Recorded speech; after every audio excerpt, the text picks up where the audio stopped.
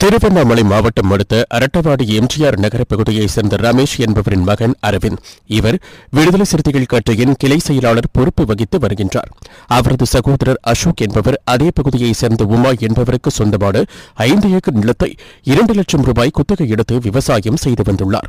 இந்நிலையில் விவசாய நிலத்திற்கு செல்லும் வழியில் ராட்சத பாறைகளை கொண்டு வெடிமறித்து சாதி வெறியர்கள் தடுத்துள்ளனர். இதனை கேட்ட அசோக் சாதி ரீதியாக தகாத வார்த்தைகளால் திட்டி தாக்கியுள்ளனர்.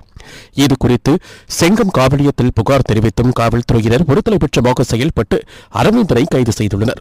பின்னர் இதுகுறித்து தகவலறிந்து வந்த விடுதலை சிறுத்தைகள் கட்சியின் திருவண்ணாமலை விழுப்புரம் மண்டல செயலாளர் செல்வம் அவர்கள் பாதிக்கப்பட்ட நபர்களை சந்தித்து ஆறுதல் கூறி இது சம்பந்தமாக தொடர்புடைய சாதி வெறியர்கள் அனைவரையும் கைது செய்ய வலியுறுத்தி விரைவில் ஆர்ப்பாட்டம் நடத்தப்படும் என தெரிவித்தார்.